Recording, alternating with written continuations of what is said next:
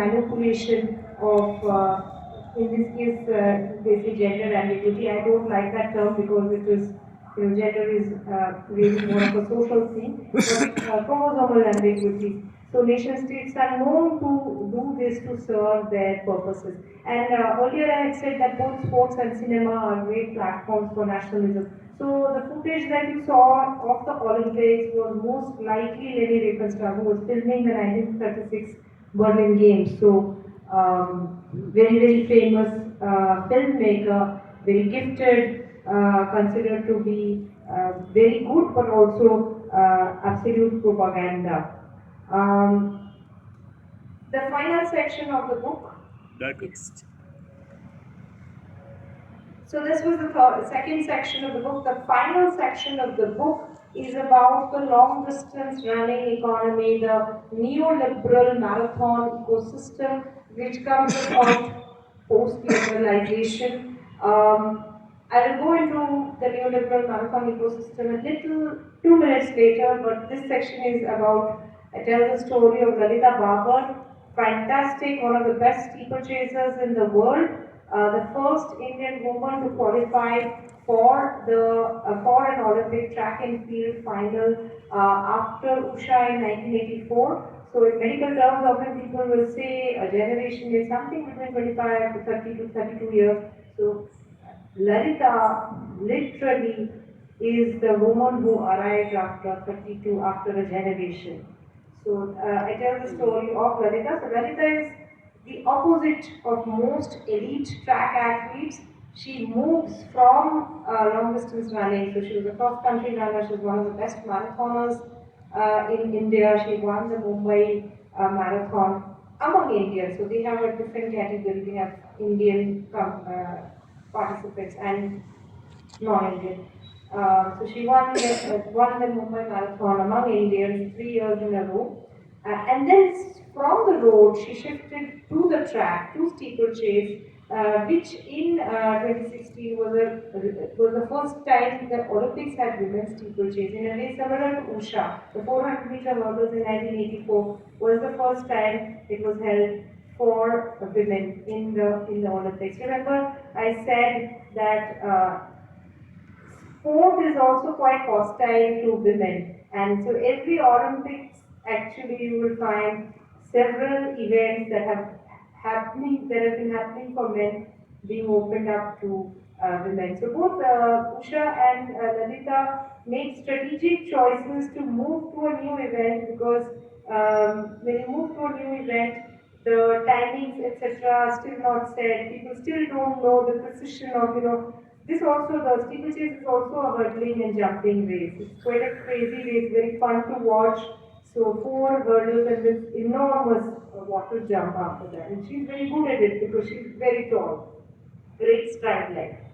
The next story I see in this section is about, this is the school, this is a long distance running school in Sagoli village in Nanded in the Marathwada route road area of Maharashtra.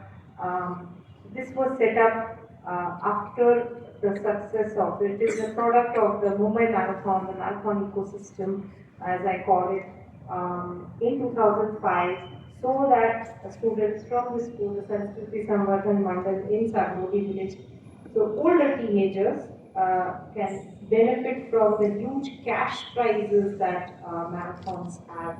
Not just the Mumbai Marathon. The Mumbai Marathon actually gives you cash prizes up to 10th place. So, and very, very handsome cash prizes. So I tell this story. I take this neoliberal marathon ecosystem, this concept from the Marxist geographer David Harvey, and David Harvey noted that these big city marathons, the ones that are now the absolute pilgrimage sites for serious long distance runners, so New York, London, Tokyo, they all started in the late 1970s as the welfare state was withering. In fact, the New York Marathon moved out of Central Park where it was held and became a road race in 1976, which is the year the New York municipality goes bankrupt. So Harvey has this beautiful phrase for marathons. He says it is a showcase for gleaming bodies in gleaming cities, which I just love that image that he conjures up in that sentence. And the other thing that he points to is also very, very clever. Most of the big city marathons, if you note, even Mumbai, now, of course, the Tatas have just taken over 3, 4 years ago. Most of the big city marathons, the title sponsors are big financial institutions. So, Standard Chartered used to be the Mumbai Marathon sponsor. And this is across the world. In the marathon capitals of the world, you'll see this. I don't. I mean, I use neoliberal in this context very descriptively. I do see, based on, I did a lot of reporting. I did 2 chapters of my book on rural Maharashtra, which has a serious subculture of long distance running. It does offer cash incentives. It does offer a ladder of mobility. In an economy of largely jobless growth. So it does offer that ladder of mobility more than higher education degrees seem to offer. Because there a lot of them in Sargodi, in this school that I went to, a lot of the girls go on to, after doing well in marathons, placing 5th, 6th, go on to get these grade 4 levels jobs in the forestry, in the police, in the municipality, so government jobs, which make them assets in the in the community. Um, yeah, so I just noticed that this very interesting thing that a PT teacher in Sargoni's school had told me was that many parents of girls are now coming to him and asking that can you enroll our daughters? How can they make it into this program? Because it's only for 50 or 60 students, and he had said, feed your daughters as much as you feed your sons. I found that to be a very stark and moving statement. I end the book actually with not so until now I travel chronologically, but I was doing most of the writing of the book during the COVID years, particularly 2020, which was not the year that India suffered from COVID, but it was the year of the long migrant workers going home and all those unforgettable images in the media of those rotis on the train track. So I wanted to end. I was feeling very depressed and very anxious. So I wanted to end on a note of hope and a sense of renewal. So I end with the story of Ida Mitra, who would have been the first Indian origin woman at the Olympics if the 1940 Olympics were not cancelled for World War II. So this is this picture of her with all these trophies, clearly a studio photograph. So this was a photograph of her that had come out in this Bengali journal called Shachitra Bharat, and everybody else on that collage are actually adults. So there's a mountaineering team, there's a men's hockey team. She's the only teenager there.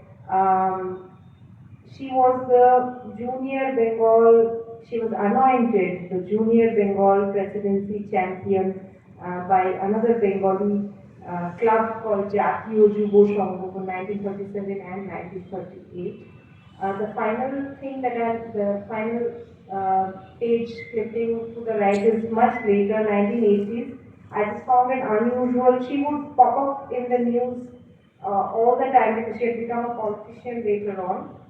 But I found it interesting. You don't really see pictures of women swimming in India before 1991, before liberalization and before the whole explosion of the Bombay Times sort of publications. So Ila Mitra had an interesting life. So in the Bengal famine, by that time she was in college. She was in a very famous institution called Bethune.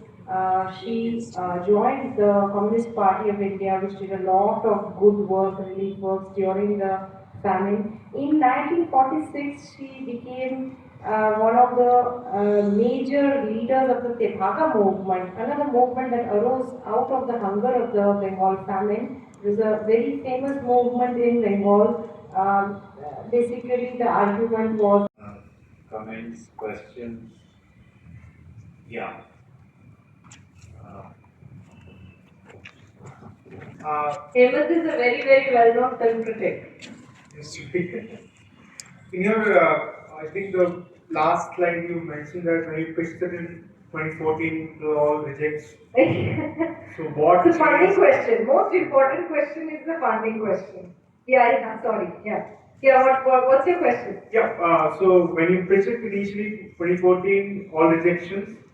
So what changed and what led, like, were there any factors or did you approach it differently or did you have a lot of material to show before one publication or agency came to represent you? What was that process? Yeah, what you said. So, you know, I kept reporting, I kept writing, and so I had a lot of material to show, which is why in that funding slide I had final and most important funder is Shohini Chattopadhyay, because Shohini kept doing the work for years and years without any funding. When the funding came, it was relatively speaking, see, largely it is true, writing doesn't pay, but relatively speaking, in this desert, it was a bounty.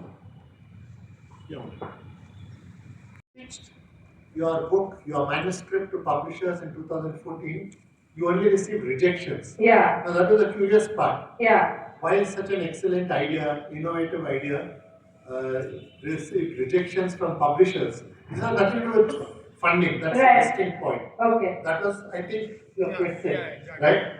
So, So I don't know, I cannot read the mind for it, because I guess a project like this, I don't want to sound immodest, but I guess it is reasonably unique, this project. So I think people didn't envisage, they couldn't see what shape it would take. But once it had started taking shape, once it had shaped up, maybe they saw it better and they saw this as something worth publishing. But I think at the idea stage, so I just pitched one chapter and a proposal. But at the idea stage, so my idea never changed. It was always meant to be a story of India, told through this lens. Both are, I mean, of course, there are now some, I think there's some founding mothers of the constitution, some book has come out. So there are some stories that are coming out about women and the history of India. But this lens of sport was, perhaps this was a little unusual, and maybe they just didn't see how it is going to shape up. They couldn't imagine it. Okay, that's a good segue for me to ask you. Working out the narrative, and what I have are two threads of narrative in the book. So one is what I call the more public thread of the relatively well-known athletes. Nobody is really well-known other than Usha and to an extent Ruti Chand today. So that is the more public thread of history that I'm telling from the 1940s to now. The other is a more private thread of family history. So from the 1940s to now, I'm also traveling through the story of my maternal grandmother, my mother, and me. So there are two threads holding the book together. So, and me as a very non-serious hobby runner is also providing some embodied reporting and creating that, holding that narrative together, partially. But there are two threads. Broadly speaking, I worked on two threads in the book. But how do you connect the two? It is connected. You will see when you read it. But they are both telling you a story from then to now. So actually, it was a gift from my a coincidence. She didn't know that it was a gift. I didn't know it was a gift. It was a gift from my maternal grandmother. When I was interviewing Mary, before I met her, I was interviewing her over Zoom because she lives in Atlanta, and we were doing a lot of this at night. So my maternal grandmother, with whom I lived towards the end of her life, had asked me, so who is this person you are speaking with? So I told her he was at double international athlete, hockey player. She was living in Bombay. She's a Bombay girl, and grandmother's ears pricked up because she's also a Bombay girl. And she said, I told her a little bit about Mary, and she said, oh, she's just the same age as me. And then I realized that, that they were living within a 5 mile radius of each other. So in my head, I was seeing this 8 looping around that. Maybe they had crossed paths at Bombay Central. Maybe they had, boarded a train at CST or VT as it was called then. So it was too, like, how different their lives turned out to be, I thought would be so that was a gift from her. Otherwise, it would be just me holding the reporting and holding the chapters together. But this became very interesting. This comparison of those decades through my grandmother's life and their lives, and then my mother and then me. Classification forms. Under the column gender, you have male, female, and other. So now there is a provision for this so-called other also. Now, in the light of the examples that you had given, what is the general view among the sports women? Whether these tests should be conducted in the interest of equity and fairness or not? Because with my limited knowledge of biology, androgens, including testosterone, is basically anabolic thing. It is for improving the protein content, and generally men have relatively more. Women have relatively more of estrogen. So, and we know we have this antidote testing for men also. If they are taking anabolic steroid, they are also disqualified. So I would like to know from you whether there should be in future a third category of sports persons in other, or whether they should be allowed to be participating under the broad women, or whether it is fair to the other women athletes who have got the normal levels of X hormone, X gene, and normal levels of so-called estrogens. So that's How do actually you two see this? questions, right? You have said. So far, the Olympics committee and World Athletics, and they have been very clear. Trans athletes, there is now a lot of talk about trans athletes, and the Olympic committee has said trans athletes can compete. But what it means is that you must get sex reassignment surgery.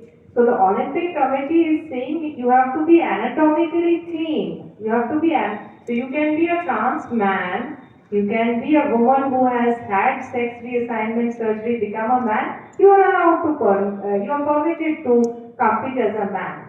But anatomically you should be clean, man or woman. But you are a trans athlete. So the way the sports is going, sports committees, yes, there is talk of trans athletes, but anatomically it is actually just male or female. So when they say that trans athletes are performing or participating, competing, you must remember that they have to have had the surgery, completed all the hormonal steps, and only then. So coming to the second thing, there is naturally a lot of anxiety about men and women, and I have also in my talk illustrated partially how much women have struggled to compete in sport. They were not permitted. So this anxiety is at one level understandable. So you asked also what do the sports women think. So most sports women will say that these athletes have unfair advantages. But why I mentioned the government of India or India's stance in the court of arbitration in sport is because I found it a very interesting argument. Think about it that if naturally occurring height has no ceiling, why should naturally occurring testosterone have a ceiling? Height also gives you advantage in sport. Your stride length changes. So I don't have an answer about what I feel, but I think this is worth thinking about.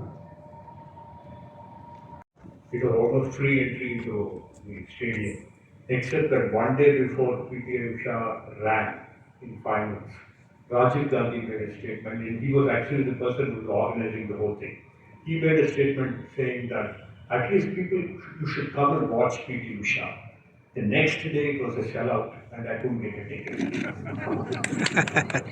Able to speak to or access and how much that determines the choices.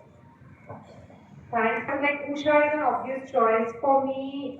My project is essentially, in one sense, a very cruel, exclusionary sort of project. Whenever you have this sort of an ambitious, I want to tell an India story, some conceit like that, it is necessarily exclusionary by nature. So I know that I left out some fantastic Kerala athletes in particular. Usha's contemporaries made mention of Asamma, and many people then said the suggestions were all great answers actually. Shani Wilson and Anju Bobby George. So incredible athletes. The nature of my 80s or maybe 2 decades, as I said, the next set of really champion sportswomen come along post 2000. So I'll overlook many of them.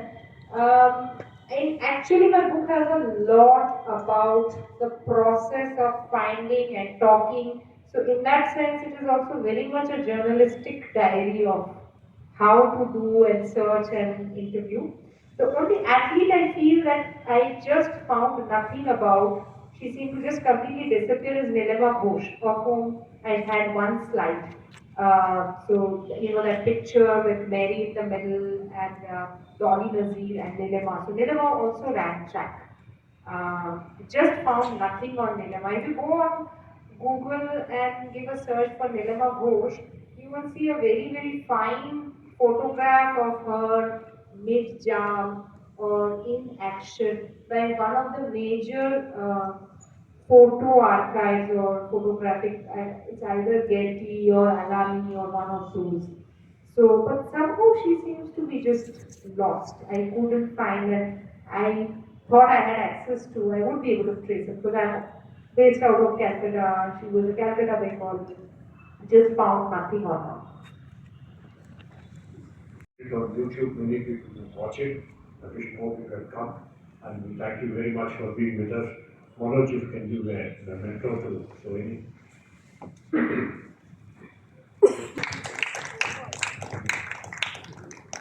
Thank you. You on our next Mantan is on December 16th. Raghuram Rajan is going to speak to us along with his co-author on his book, but it's not going to be at Vidyaranya. It's going to be in Mufakam. Sadly, Vidyaranya is not available on that day. I invite all of you to come there on December 16th at Mufakam College to listen to Raghuram Rajan. Thank you.